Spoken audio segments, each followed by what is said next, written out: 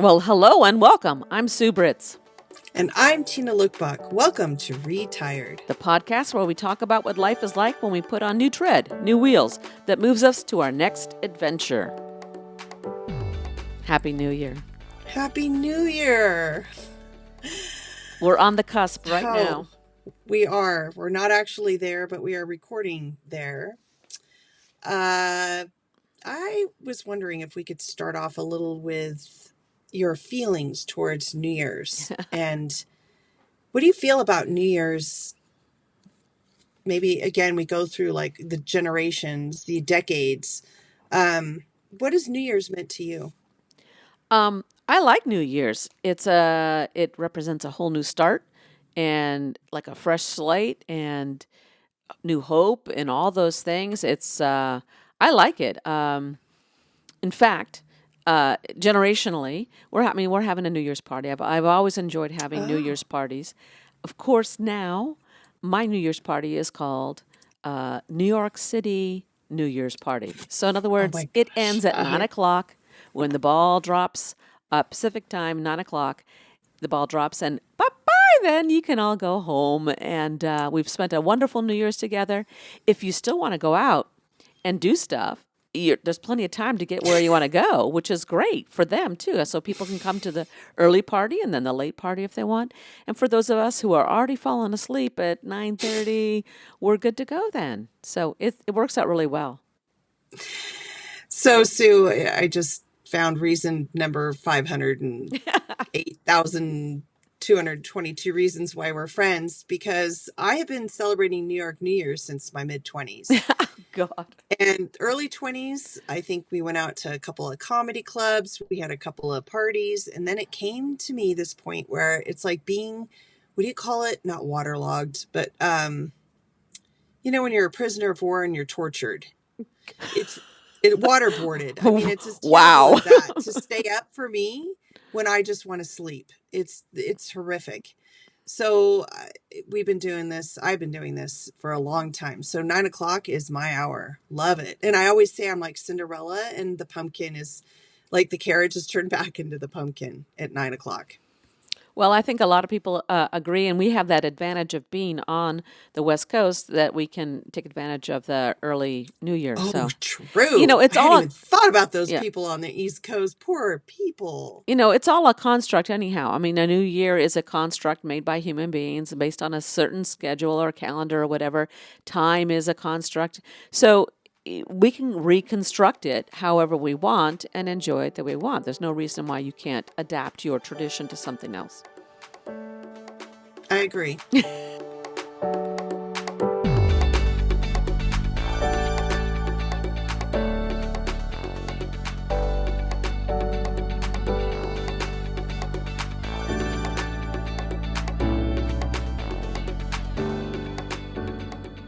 So I think our celebration hours and idea of it is online. Now I want to find out your thoughts about the resolution. Okay. Well, How have you felt? it's funny because even the time thing, as a kid, I remember like the thrill of being able to stay up late. I don't think my parents ever let me stay up to midnight, but maybe it was to the Johnny Carson show or something. We'd stay up to 10 or whatever it was. But resolutions was something I could totally get on board with as a kid. I love that. The idea of setting this goal, resolving to do something. It really fit also with the religion I was born with, raised in, and where you're always trying to better yourself, and you set these goals for yourself, and so it falls in with like the tradition of Lent as well. It's this where you establish these goals for yourself, and they're meant to be.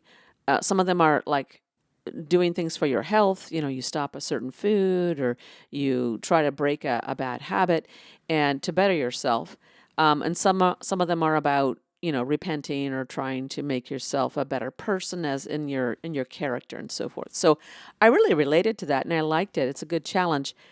As I've gotten older, I think the way that I think about resolutions are, I think it's really good to set goals for yourself, to spend some time reflecting on what your recent behaviors have been, especially regarding health and your well being. I think that's really important to do. And Um, I think birthdays are another time when people naturally think about your year and what you want to what you've accomplished or what you want to accomplish, especially for health.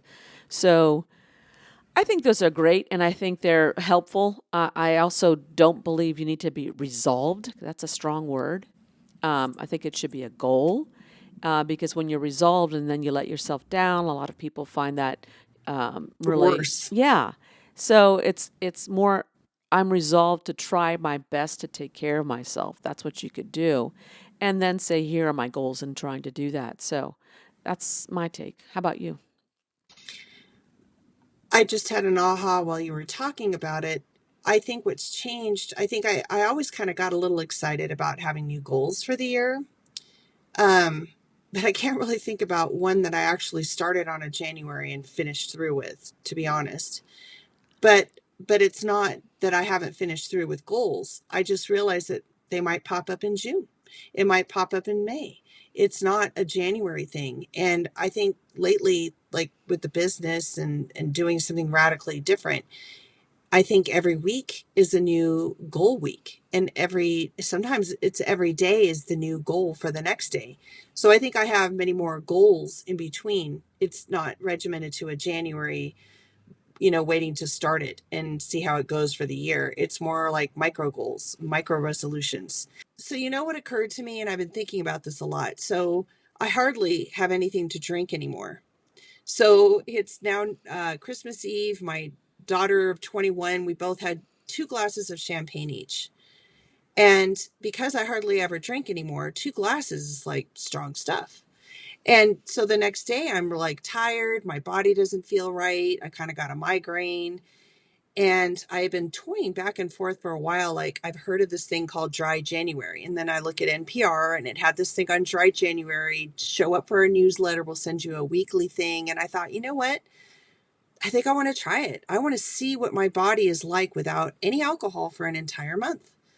Um, so I just wanted to hear your thoughts on that. Like, have you thought about dry January? Have you known about dry January? Oh yeah, yeah. I think it's a good idea to understand your body and the effects of things on your body, whether it's exercise or alcohol. It could be if people are smokers or, the good habits as well as the bad habits. See what it is that works best for you. And I think as you get older, all these things have a bigger impact on you. And so, whatever you do, whatever we do to try to make your health better, I think it's a good thing. For me, I've thought about the dry January. It's intriguing, and when I commit to something, I totally do it. I don't know that I want to limit myself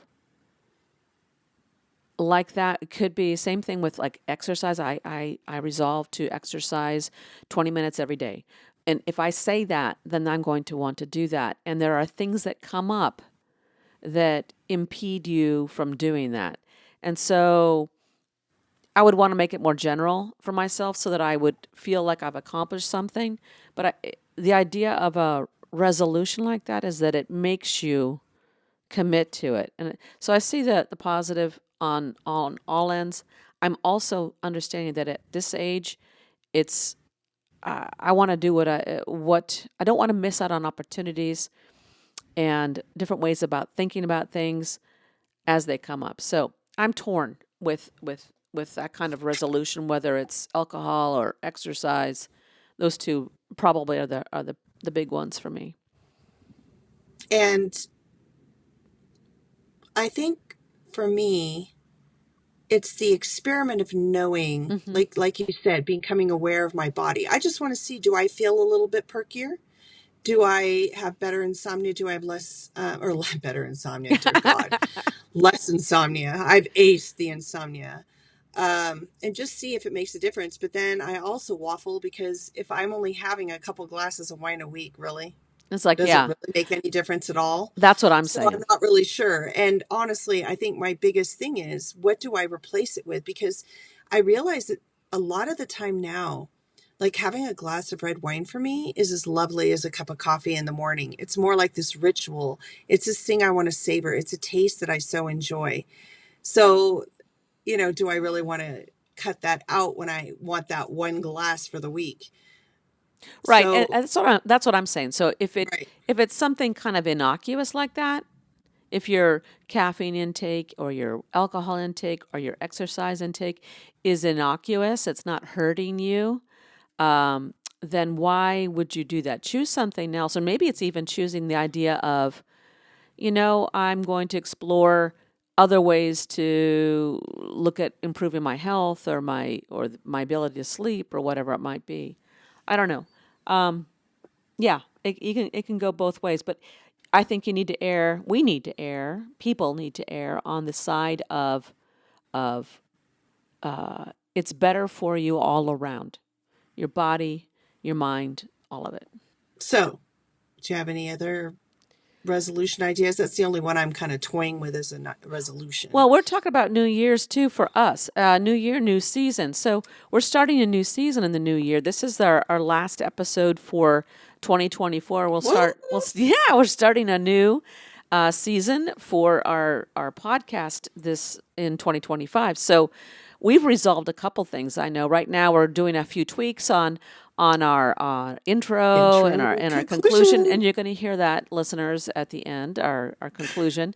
But we really would like to get our podcast out there more, and so we're hoping to do that this year without it taking over our lives either. And we just want people to enjoy it as much as we are. And you know what I would love as a goal? I mean, we can't control it, but I would just love more comments from people. I really want a comment or two, or questions, or could you talk about this? It would be fun. So I would love to have more interaction with the people that are listening. Sounds good. I like that too, and I know that we're both committed. We haven't missed a single, you know, No. time. We're actually this will be our 52nd episode, so we've done one. And it works out one per week, and we even started in February, so it wasn't And like so we've been pretty productive. we We'll keep have. that And going. this actually could be, I mean, so here's my example. We didn't commit to this until February, but yet that it's kind of been like a resolution. We both resolved ourselves that we would want to meet every week. And I'm proud of us. So that's what I'm saying. I don't think it has for me to start in a January situation. It could be any month of the year, any week even. And so I'm just going to say cheers to us. Cheers to us. Yeah. How ironic. We're cheering with coffee and water. Okay, and I'll also say, see, last year when we started, I started in January with that same resolution thing. Okay, what do I want to try this year that's going to be different? And so that's what Mm. I started out of. It was built out of that. So, again, not a hard must in our resolution, but rather a goal. And look where it's taken us. It's pretty cool.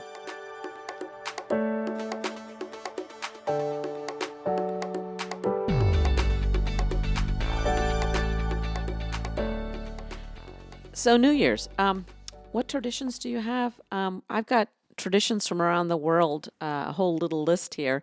But I have to say, one of the ones that I enjoy that I've done is comes from Spain. Way back when I went to Spain, we did this on New Year's where you have the 12 grapes, and at each stroke at midnight, because back in those days I stayed up to midnight, you're supposed to eat a grape, and it's supposed to bring you good luck. So that was a tradition that it comes from Spain. They do that in Latin America as well, in lots of places. So that's what I'll do. You'll have a bowl of grapes out for New Year's. What about you? So I'm, as I always do, I'm going to go somewhere with 12 grapes. So I guess that goes to show you that we have been importing grapes from around the world, right? For a long time. Not that we're that old, but because grapes aren't even in season, at least not where we live. So it's not a local thing. Even in Spain, they aren't growing grapes in January, December. Oh, that's an Anyway, interesting point. Yeah. right? Yeah. So anyway, interesting tradition, and I'm just wondering like how long it has gone on for in Spain, because it has to be since we've decided that it's a great idea to pick them from like Chile and ship them everywhere else. And I just wonder how long we've been shipping our grapes for. Interesting that you ask, because I do have some information on that. Um, The tradition apparently Of course you do. originated in 1909 when Spain had a Spanish region had an exceptionally good harvest, and so they must have kept those grapes and it was extended. I mean, Spain's climate is interesting, so it must have been some southern grapes. Mhm. Yeah, so it's supposed to bring you good luck and the sweetness of life. You're celebrating Oh, at each uh, strike of the clock at midnight. So. You want to hear some funny ones, or do you have any that you've celebrated since you've been a kid? no. I mean, everything's been okay, but I think if I have a takeaway, this is so odd to say. I remember watching soap operas with my mom, starting like at a very young age. And for me, it's almost watching the soap opera New Year's Eve celebrations Oh, that God. stick with me deeper than my actual celebrations. Oh, that's hilarious. Yeah, That's cornball too. it's honest. Oh And in my fact, gosh. um, I have always wanted to keep the tree up to at least the first because of the soap operas that I watched. Oh, Because I always thought, God. why would you take it down and have a New Year's Eve celebration without all the decorations? But in my married life, it was trained that we should be done with it on the 26th. And it kind of always hurt my soul a little bit and made January all the much harder to face because it was so empty. It was like all the magic was taken away, and I just felt January was a tough month, especially without having snow around me. um so I see New Year's as being, it should have all the sparkles in the world of the Christmas. Yeah. It's interesting you say that because that's a conversation I'm sure has been going all over the United States at this point. Where do we take down the tree or not? When do we do it? A lot of it always has to do with if you're working. When is it Yeah, convenient to do that? Because correct. it's a little bit easier, I think, than putting it all up, but not at the same time. So you got to put everything away. It's a good time to take the time if you have it to get rid of the decorations you don't want or need anymore, or to give to people if you want to. So if you have the time to and you know, the dedication to do that, the resolution to do that, you can get rid of some of half of it and try to condense it down to the two boxes we talked about before. But um, you know, do you? I'm with you. So this year we're saying let's leave it up. We're leaving it up for our New Year's Eve, New York New Year's New York Eve New party. Year's. And I sometimes I don't like it to drag out either because then it seems like okay, you're just Oh being no, yeah, lazy. no. But then there's the Orthodox celebration of Christmas, which is in the new year. So if you have ties to that, and the three kings arrived to see Jesus on, and so if you could keep it up for that day, that makes sense too. But again, yeah, I err on the side of let's tidy it up and pack it up. Yeah, so it'd be like on New Year's Day, probably we'll start packing it up. Well, okay, so a little history on my part. um Growing up as a Norwegian American, we always put up decorations on the 23rd of December. So we would always extend it into mid January. Right.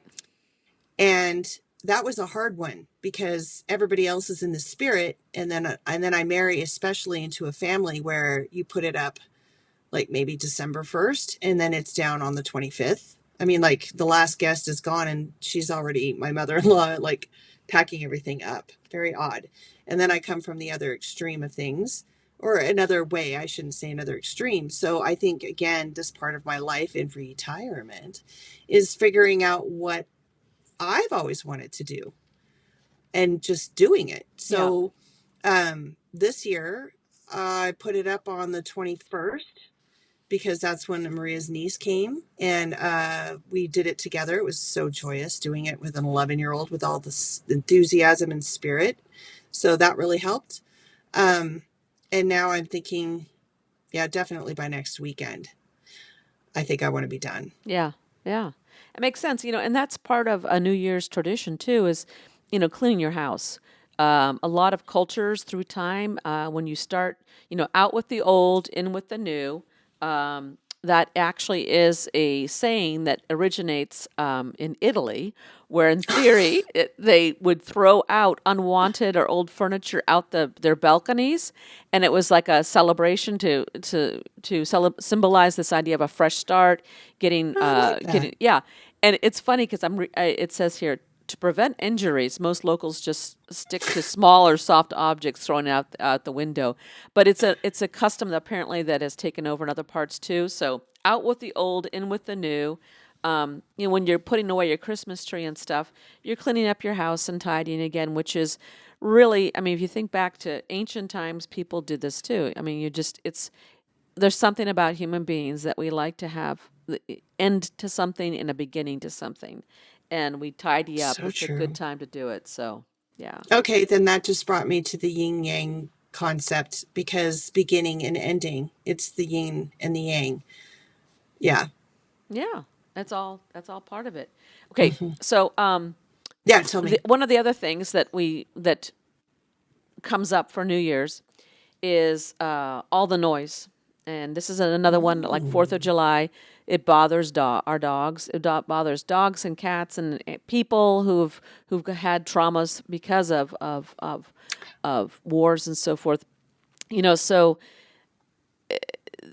in our town, you're not supposed to have illegal fireworks, and yet, and it has always been. It's as long as I've lived here, it's been really good. But in recent years, I'd say since Yes, COVID and beyond, it people now have I've these noticed. illegal fireworks, and it is the dogs are terrorized by it. We spend the whole night trying to calm the dog down, and it's not a good thing. So the idea of the noise is to ward off evil spirits, and it's part of that Oh, there clean. is even a reason to have Yeah, noise. traditionally, from back on where ammunition started from in ancient China, it's part of getting rid of evil spirits and bringing allowing for good luck. You leave your doors open and stuff. Good luck comes in, bad luck goes out. It's so a lot of this stuff is about luck, and which is interesting too. Superstition. Yeah, which is really weird because when you're resolved, when you make a resolution, you are in charge and you are making it happen. But a lot of our celebrations have to do with superstitions of, luck. Lack of control, Yeah, right? yeah. So, but you can control not doing illegal fireworks in the middle of the night and scaring dogs. I mean, come on, You people. know what my favorite little thing is, which I realized is noiseless and just beautiful? I love sparklers. Can we just not have sparklers? Yeah. Well, You those know? I like those. I do like those little blow Oh, horns and stuff that you do at the hour of 12, and so that kind of noise is kind of fun. But then again, you put still it in, terrifying. yeah, and you put it in the hands of a kid, and they're gonna go the whole night long. Yeah. So maybe not those, but you want to hear another Anything one? else you learned? Yeah. Okay. So in apparently, and I've never heard of this before, there's the New Year's carp. So you keep a scale from a carp in your wallet throughout the year. It's supposed to bring you wealth and luck. And if you remove the scale, you remove your luck. So what country do you think that comes from? I say somewhere in Asia. I want to say China. Nope. It comes from a traditional meal of the carp, which is celebrated in Germany. Okay, and I can't pronounce this, so maybe I shouldn't even embarrass myself, but it's called Sylvester Karpfen. And that's the meal of a carp, and then they would take a scale and put it in your wallet. Isn't that weird? Who was the original person who thought of doing that? Oh, I'm going to take a scale off and stick it. Yeah. Okay. Okay, okay, but wait, let's go back to this. Who came up with the idea of cutting off a rabbit's foot and turning it into a keychain for good luck? Right. And carrying around a dead. Yeah. Yeah. Human beings, we are strange, We are strange weird. creatures. Strange creatures. You want to hear another one? Yeah, keep going. These are fun. Okay. So, in a Scottish tradition, there's something known as first foot. And again, I cannot pronounce this. I'm sorry. Qualta I think it's called. It says that the first person who crosses your threshold after midnight on the New Year's Eve should come bearing gifts. Now, I can get behind this tradition. I like this. Whoever comes into your house next has to bring gifts. So, I guess traditionally in the old days, the gifts would be coins. I like money, coal, bread, salt, or maybe a wee dram of whiskey to bring the best luck for the house. So rather than getting rid of bad luck, it's to bring luck into your home. Huh, I like that. But again, you would have to have been raised in that culture. But if I drive up and come to your doorstep as the first person, that might be a little challenging. Oh, Tina, you can't come in here. Go get your gift. And I'd Oh, say, oh, okay, Sue, I'll just drive to the store. you just pull out the Um, wallet, you know? oh, that's true. That's Or true. But our coins aren't worth much anymore. At least mine aren't gold and silver. it could be the next day and someone brings a cup of coffee for you, you No, know? it's the first person that crosses your thing. Right, that's the next morning.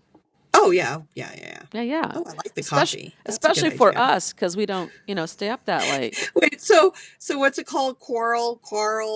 No. Are you kidding? You want me to say it again? Yeah, I do. Qualta. Qualda? Qualtog. Qualtog. Qualtagh. Oh, okay, Qualtog. Yeah, I think you should put that on your door, actually. You still got time and say, we celebrate Qualtog here. And And people go, "What he the needs to heck?" bring a gift. Coffee would be preferred. Why not? I agree. Any other? Um, let's see. I wish I would have looked up Norwegian. I wonder if we have like an old Norwegian custom that we didn't do. There's a cool one in. I'll reserve the country and let you guess. Oh, It's a thank you. tradition where people smash plates and crockery Israel. against the doors of their neighbors to bring them good luck in the year ahead. So you're saving up your unused plates or the ones that are dinged until the end of the year, and then they hurl them at the front door of friends and family. Okay, I'm thinking you got to have some really good doors, and you maybe are going to have to paint that door afterwards because there'll be chips and all that in there. I'm But just thinking about, but I don't want to give up my plate that has a chip because I still love my plate. well, you find then go to a thrift store and get one because it's believed that the bigger the pile of broken china, the more friends and good luck you'll have in the coming year. Oh, So oh, you I think, don't like that at all because then you're going to go outside and look and go, oh, they've got a tiny pile. Ooh, I've got a big pile. No, that's all terrible. right, I so like Qualtog better. what country is that? Israel.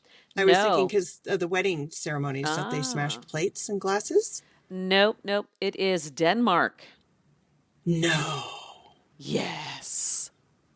Oh my God. Those are somewhat my people. Huh. Well, that's what I was thinking. It was kind of funny. Um, Interesting. all right, so what about this one? This one um, sounds kind of familiar to me. It is people build these scarecrow like effigies, and they're politicians, pop stars, other notable figures. Old clothes are stuffed with newspaper, sawdust, and a mask is fitted on top. Then that part of this cleansing, they set them on fire. And the Ooh. idea is to banish any ill fortune that happened in the past year. So I'm thinking, why I could see burning the politicians, but pop stars? I guess maybe you're sick of their music or something. Jealousy? Yeah, I know that in Spain they have this big tradition of burning las fallas, but this one is Oh, wait, what's what Las Fire? country? Las fallas are again where they have these giant. I mean, we're talking 2 or 3 story effigies of characters, politicians that they burn, and the fire department has At to the be out. beginning of the year? Or You see, you're putting me in a corner. I don't remember if it's. I think it's during. Well, it could have been the beginning of the year. I don't know. And I know that they've done it different times during the year because I've seen them in different times throughout the year in Spain. So Sorry, I don't have that information on hand right now, and I feel a little inadequate, but oh well. No, But anyhow, don't. they're so And large, yeah. these effigies, these fallas, that they have to have the fire department there. In fact, Sharon and I have a great story about Las Fallas, so we should follow up on that Oh, someday. definitely. And Remind me. check in with her and see how her first not having to go back to school after New Year's is. Okay, very good.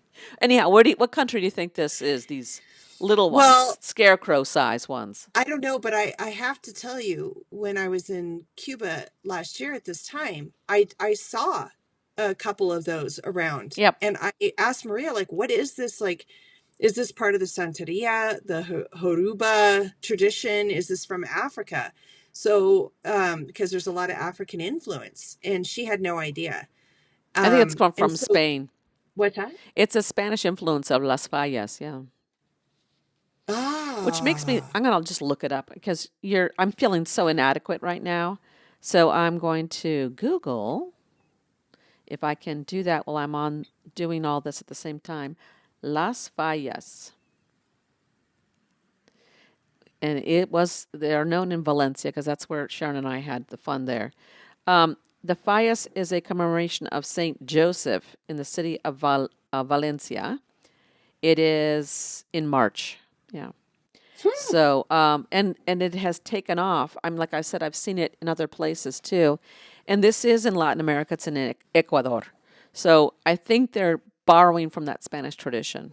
okay. Well, thank you for that, Okay, I Africa.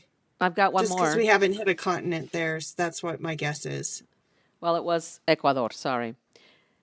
Anyhow, Oh, there's one more here. There's at least one more. Let's see. They say that um, in this country, New Year's all about money. I hope they want to bring prosperity and wealth, so it's wishes for that.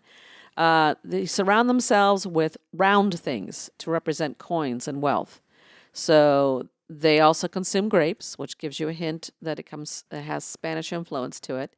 They keep coins. They're kept in their pockets and constantly jangled. They wear polka dot clothes and all this to Morocco, no, it is Greece. the Philippines. Very the Philippines. Oh, right. That's how the Spanish influence got it. With the, I Okay. was just thinking, okay, what's touching? Because Morocco has had a great influence. I was feeling proud of my two guesses. Darn. And Okay. then I was thinking when you said like the coins, and then I thought about like belly dancing and all the Okay, glitter on the interesting. outfits. Like All I right. think I took a pretty good stab at that one. All Okay. right, Last one, best one. We'll wrap last up with this. one. This is in this is a number of countries. They apparently their fortune for the year ahead is determined by the color of your underpants. And I think that we should follow this each independently. On New Year's Eve, we need to make sure we have on the underpants that we want that will bring us the best fortune for the next year. They say Okay, that red brings you love, okay, yellow brings you wealth, and then you could do whatever. White is going to bring you peace and harmony.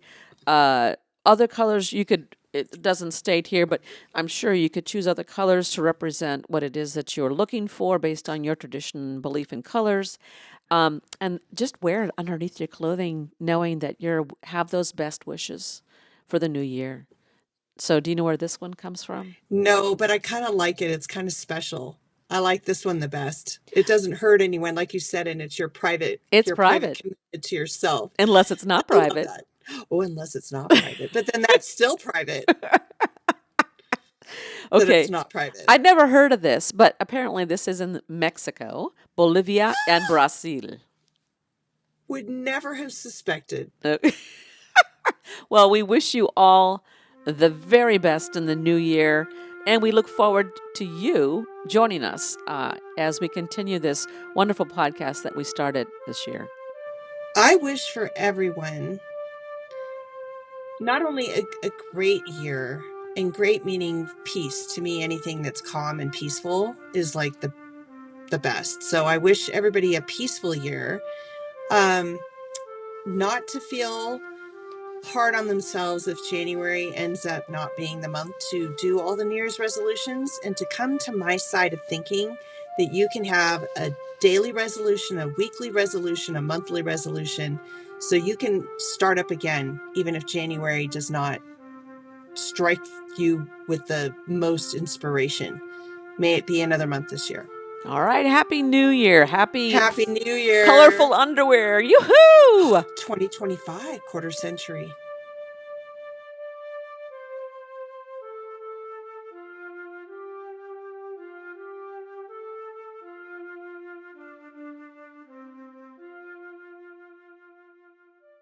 Thanks for listening. Now let's pack up this week's episode in the trunk. Ride shotgun and be a part of our adventure by clicking on the plus sign to subscribe and follow our show. This will help our ratings and, more importantly, inspire us to keep creating fun and engaging content. We would love to hear from you in the comments sections or email us at retiredpodcastnewtread@gmail.com. Use the fast track lane by sharing episodes with friends, family, and anyone who would like to join us on our road trip through re-tirement. Be sure to check the show notes for links and contact information. Retired is chauffeured by Sue Britz and Tina Lokkbakk. It is produced, directed, and edited by me, Sue Britz. Music and graphics are by me too. Buckle up and tune in next week so that you won't miss your chance to join our retired road trip of 2025. Woohoo!